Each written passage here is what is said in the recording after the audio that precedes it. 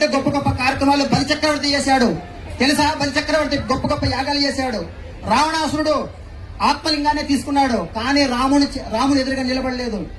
బలిచక్రవర్తి భూమిలోకి తొక్కేసేసాడు. అంటే మనం యజ్ఞాలు చేయడము, పూజలు చేయడము, ప్రతిష్టాపన చేయడం మంచిదే, కానీ ధర్మం అనేది వదలకూడదు, సత్యం అనేది వదలకూడదు. ఎంత గొప్ప కార్యక్రమాలు చేసినా అహంకారం అనేది రాకూడదు, స్వార్థం అనేది రాకూడదు.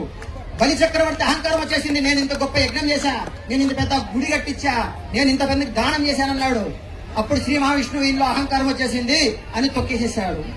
అలాగే రావణాసురుడికి ఆత్మలింగాన్ని తీసుకున్నాడు, అయినా కూడా స్వార్థం అహంకారం వచ్చేసింది. కాబట్టి సామాన్యమైన మానవుని రాముని చేతిలో చనిపోవడం. కాబట్టి మన హిందువులందరూ కూడా ధర్మ కార్యక్రమం చేయాలి, కానీ నిస్వార్థము నిరహంకారం అనేది చాలా జాగ్రత్తగా మనం నడుచుకోవాలి. ప్రతి ఒక్క హిందువులందరూ కూడా మన దేవాలయాల కోసం, మన ధర్మం కోసం అందరూ కలిసికట్టుగా ఉండాలి. అలాగే చాలా మంది మంచి పనులు చేస్తుంటే కొంతమంది దుష్టశక్తులు అడ్డుపడుతుంటారు. ఎలాగైతే భద్రాచలంలో శ్రీరామదాసు వాళ్ళు గొప్ప రామాలయం కట్టించారు భద్రాచలంలో, కానీ ఆ శ్రీరామదాసుని జైల్లో వేసి కొట్టించారు. కానీ ఎవరు కాపాడారు ఆయన్ని?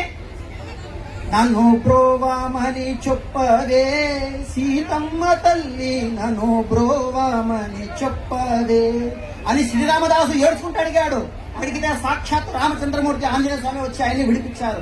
ఇప్పటికి మనకి చరిత్రలు ఉన్నాయి.